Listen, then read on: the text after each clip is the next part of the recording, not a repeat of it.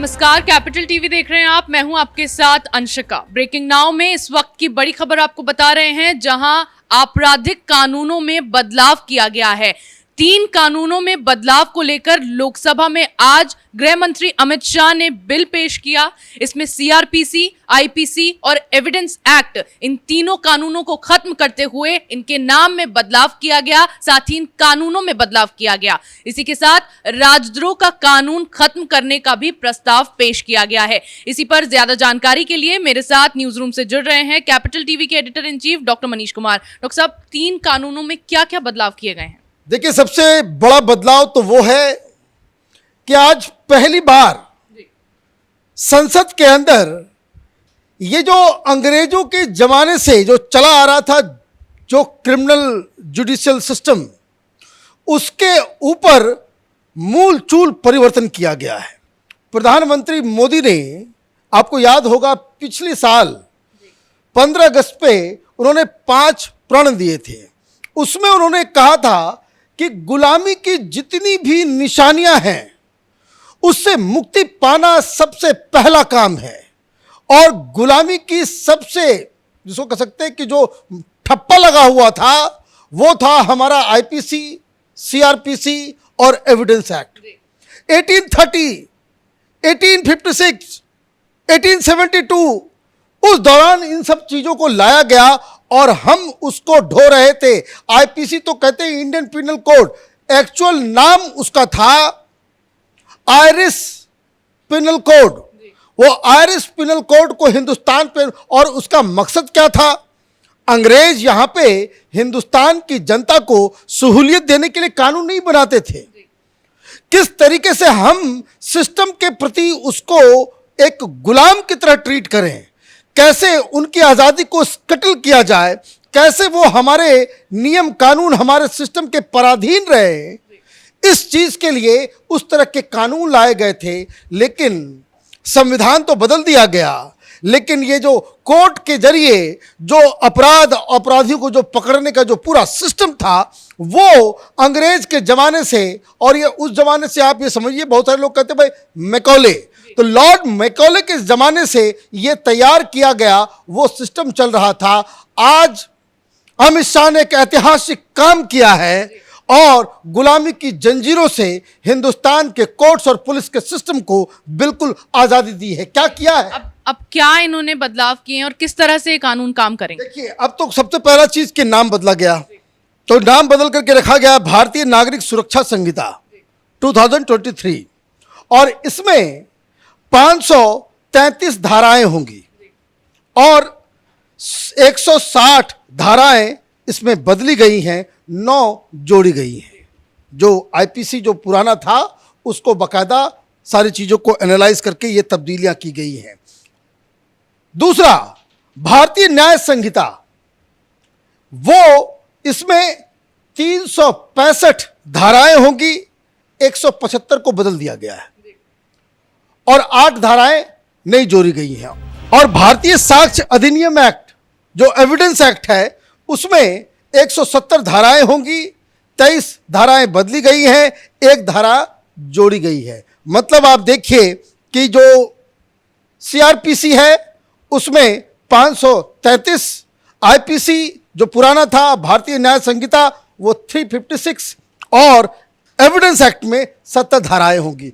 और ये बहुत ही गहन चिंतन के बाद जो अमित शाह ने बताया कि 18 राज्यों का इनपुट है, 6 यूनियन टेरिटरी का, भारत के सुप्रीम कोर्ट, 22 हाई कोर्ट, न्यायिक संस्थाओं और 142 सांसद, 270 विधायक के अलावा जनता ने भी इन विधेयकों में सुझाव दिए, और 4 साल तक कंटिन्यूअस 158 बार बैठक करने के बाद ये लोग इस कंक्लूजन पे पहुंचे कि ये तब्दीलियां, क्या क्या तब्दीलियां हैं। अब आप ये समझिए, महिलाओं के साथ, माइनर के साथ कोई भी बलात्कार और इस तरह का जघन्य अपराध होगा, मौत की सजा का प्रावधान है। अब करते रहे ये जो ह्यूमन राइट्स वाले जो है वो अपना जिसको जितना माथा घुमाना है आप करते रहे। दूसरी चीज कि साइंटिफिक एविडेंस को इस बार इसमें प्रमुखता दी गई है।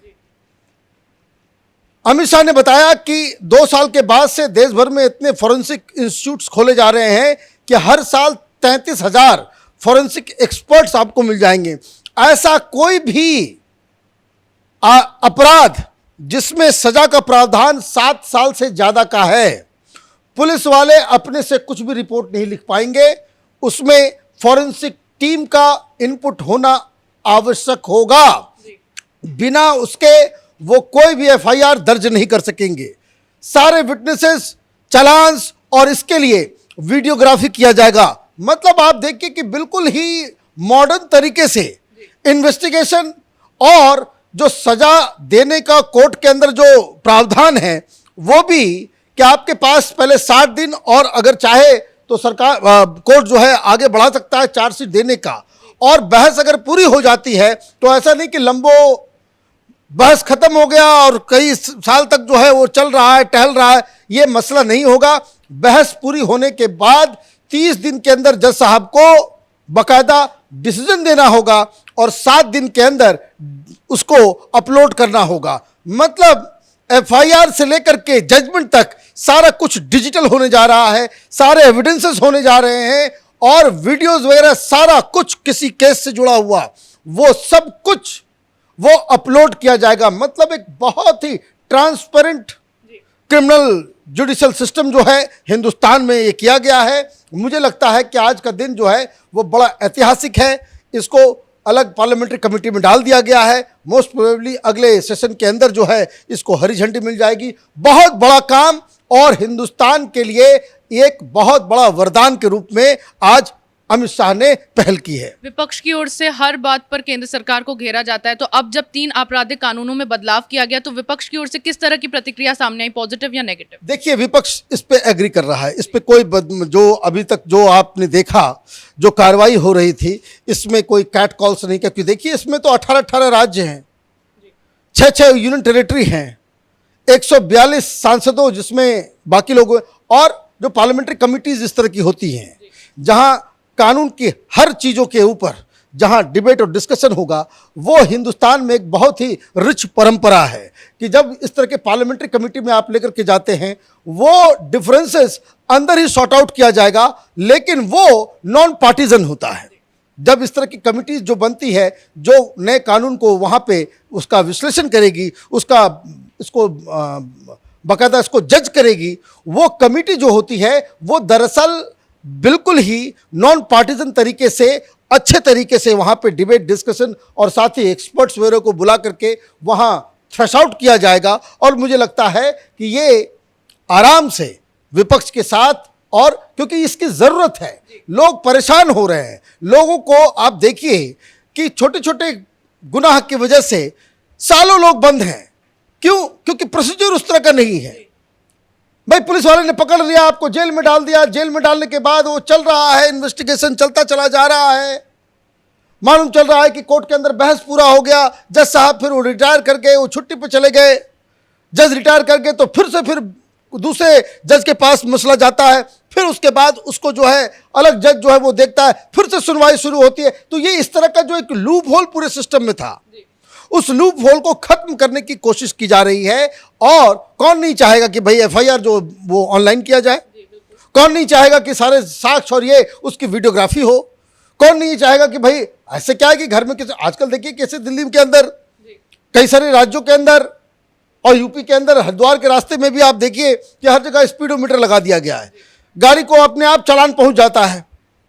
वो क्यों पहुंच जाए? ये सिस्टम क्या है कि जो ह्यूमन इंटरफेरेंस है वो जितना से जितना कम हो, और टेक्नोलॉजिकल और टेक्निकल चीज़ें जो है, और इसमें और भी चीज़ें अभी जो है कंट्रोवर्शियल चीज़ें हैं कि जैसे आज जो है वो हटा दिया गया जो देशद्रोह का कानून, वो अंग्रेजों के ज़माने से, लेकिन देशद्रोह का कानून तो गया है, लेकिन ये बहुत ही कंट्रोवर्शियल सब्जेक्ट है। इसके ऊपर अलग वीडियो हम लोग बनाएंगे कि उसके बदले अमित शाह ने ऐसा क्या काम कर दिया है जिससे ये जो टुकड़े टुकड़े गैंग है वो माथा पीट रहा होगा कि ये अमित शाह क्या लेकर के आ गए। तो कई सारी चीज़ें हैं। अब जैसे इसके अंदर ये भी अब तय करना होगा, अब पार्लियामेंट्री कमेटी तय करेगी, एक्सपर्ट्स बताएंगे कि क्या जो नया तरीका होगा एविडेंस गैदरिंग का, उसमें ये जो नार्को टेस्ट है, ये जो तमाम तरह के जो अल्ट्रा मॉडर्न जो टेक्निक्स हैं उसको भी इसमें शामिल किया गया है, नहीं किया गया है। लेकिन आज का दिन ऐतिहासिक है,